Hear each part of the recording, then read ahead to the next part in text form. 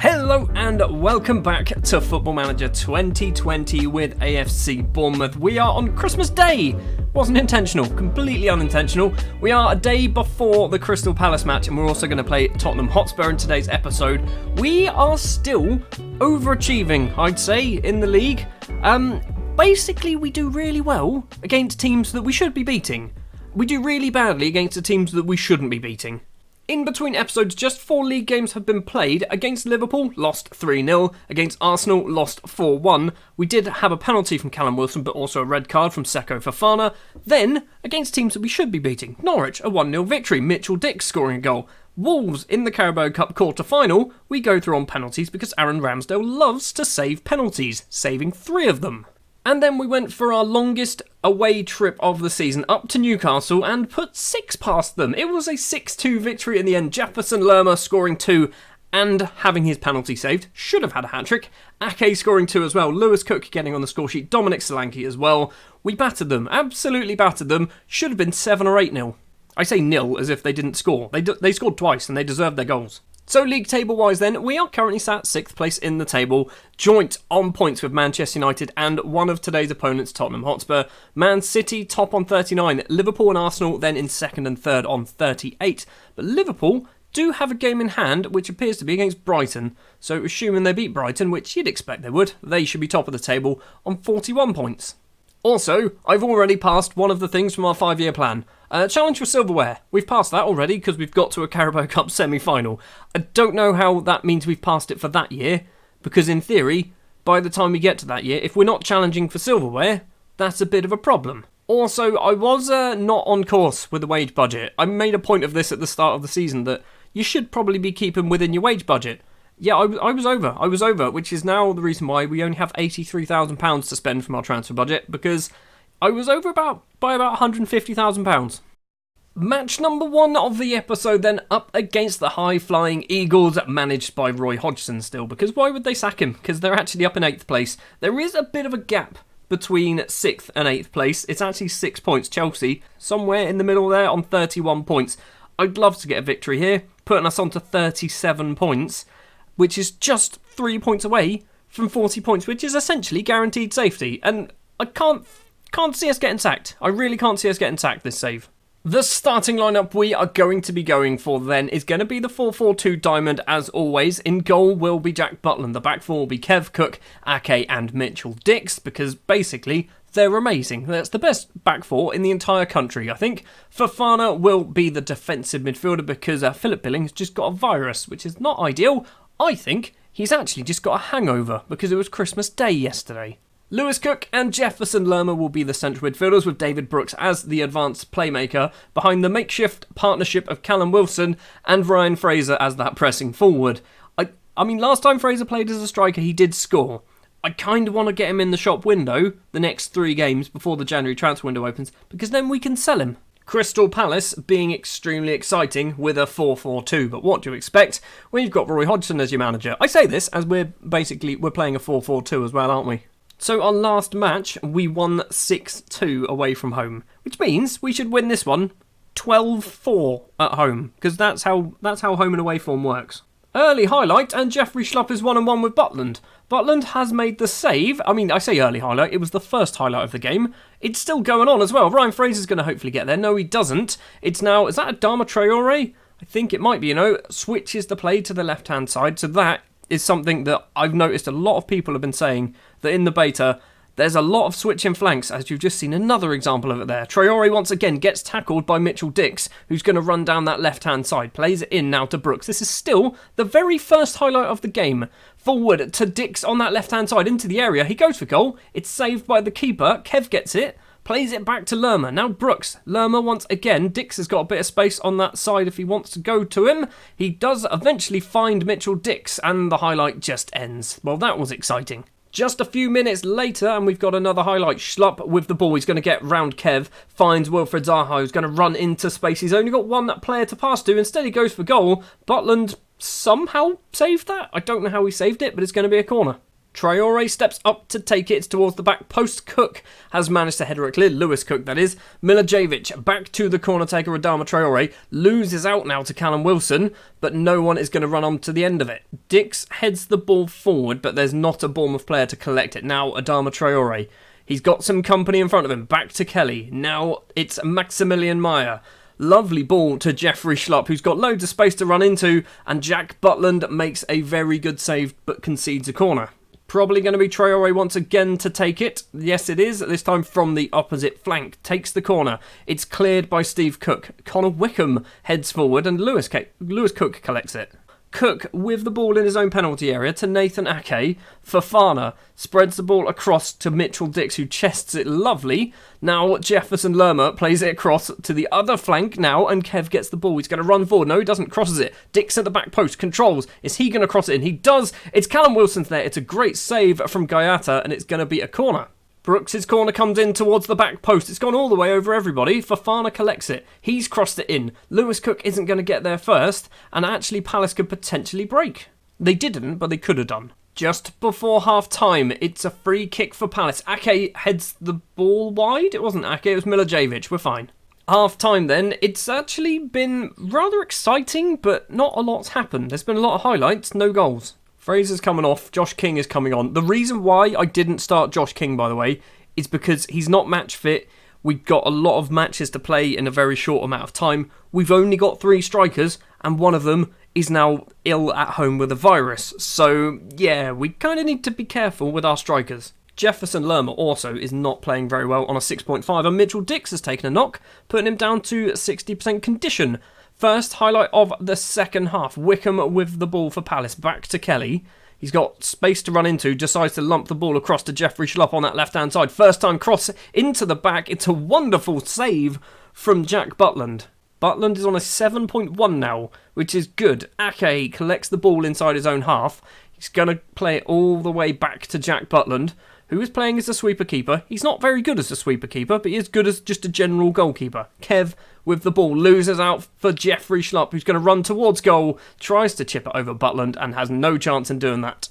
Lerma's day is coming to an end. Dan Gosling is going to be coming on. I'm thinking Brooks as well will be coming off at some point for Harry Wilson. More so, going to do a demand more shout. Free kick for Andros Townsend. Lays it off to Wilfred Zaha. Steal the ball away from Gosling. Doesn't do it. Townsend still has possession. He's been tackled now by Wilson. Brooks can just smash the ball upfield for King to run onto on that left-hand side. He's going to have to try and get round his man. He's stopped. Plays it across to Dix instead, who's just bloody knackered. Kev on that right-hand side. He crosses into the back post. It's too far for King. He's going to have to go back to Mitchell Dix. No, he doesn't. Kelly loses out. Gosling to Dix now. Dix back to Gosling. Now Brooks. Little back flick to Lewis Cook. We need to do something. Gosling. Now Dix has got loads of space. He's got 3 in the box to choose from. Decides to not go in the box. David Brooks is there. And David Brooks has put us 1-0 up on the 73rd minute. That highlight was just a lot of passing, not really doing anything until David Brooks got bored and went, I'm just going to put that in the back of the net. I think he heard me wanting to substitute him, didn't he? Because he has been saved. Mitchell Dix is going to be the one coming off instead. We're going to do something a bit questionable. I don't know whether it's a good idea. We're going to play Ake as a wing-back. See what happens.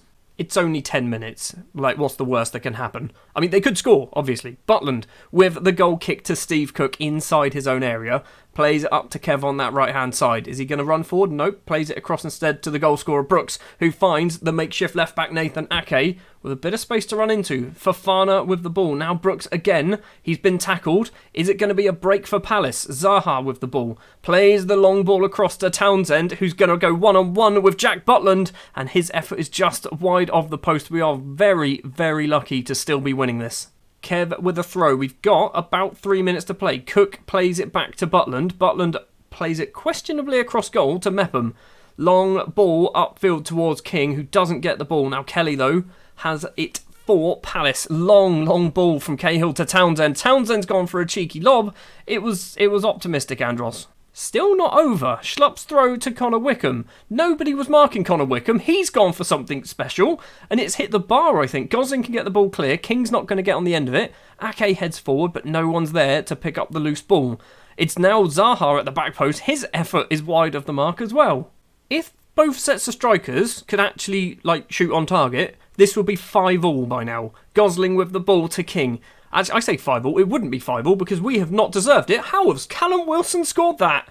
It's 2-0, it's going to probably end 2-0. Callum Wilson's 10th goal of the season. I don't know what happened there. So Gosling gets the ball, I think he plays it to King. King then little touch across to Wilson, first time shot, hits the bar, and then backspins its way into the back of the net. Townsend's free kick comes in. Benteke is there. It's saved from Butland. Someone was offside. Benteke was offside. We are over the 95. The full-time whistle goes. It is a 2-0 victory. And I think Palace will feel very hard done by there because they had the much better chances. Tyndall says their efforts were excellent. I agree, Jason. Well, as a Southampton fan, I would say this is inevitable. 18th place in the table for Saints. We are up into 5th place, joint on points with 4th place Manchester United, now 3 points clear of Spurs, a long way ahead of Chelsea as well. Now, as it is Christmas, we will be playing tomorrow. So, anyone who played any form of football is not coming in for training tomorrow. How do I do this? Training, rest, there we go, 1 day. I don't know whether that's a good idea. We're not quite at the Spurs game. However, Jason Tyndall, I think he's been on the old Christmas spirits a little bit too much here, because he's decided that he recommends we change everybody in our starting 11. Absolutely everybody. No, we're going to try and stick with as close to that 11 as possible. He didn't actually suggest everybody, it was 10 of the starting 11. Fofana, for some reason, he recommended playing another 90 minutes. Match number 2 then of the episode, just 2 days later on the 28th of December. It is Tottenham Hotspur. It is going to be a difficult game. This is one of the big 6, and we don't do well against the big 6, so I'm expecting to probably lose 4-0. Okay, now if I ask Jason Tyndall what to do, he actually says to replace Fofana with Lerma. Oh no, just swap those two over. Actually, yeah, I'm okay with that. And put Josh King and Callum Wilson up front. So the starting lineup then will be Butland in goal, Kev, Cook, Ake and Dix as the back four, Lerma as the defence midfielder with Lewis, Cook and Seko Fofana as the central midfielders. David Brooks, one of the goal scorers from the last match, will be the advanced playmaker, and Josh King and Callum Wilson will be the strikers. As I said a minute ago, this is one of the big 6. We always lose against the big 6. Those are the only matches that we've actually lost. We've not lost matches where we should be winning. We've drawn matches where we should have won, but we've not lost against any of the lower downside, shall we say. We've got an early highlight with Kev's throw. King's not going to get there. Lerma forward to Kev on the right-hand side. Plays it all the way across to Dix, who finds Wilson, who goes for goal from just outside the area, and it is a good effort from Callum Wilson. Throw in for Lucas Moura. Now Kyle Walker-Peters. Ericsson. Walker-Peters, again, he's got 2 Bournemouth players, keeping an eye on both of them. Plays the ball across, finds Ryan Sessegnon in the area. Son goes for goal, his effort is over the bar. Free kick for Ericsson, nearly 13 minutes on the clock. Ali back to Ericsson. Ali gets it once again. Now Son with loads of space on the right-hand side. Takes his time for some reason. Kev heads clear. Vertonghen's going to get the ball though. Sessegnon heads further forward. Kev's going to keep it in play, please. Thank you, Kev. He's crossed it in for Spurs, which is a worrying thing.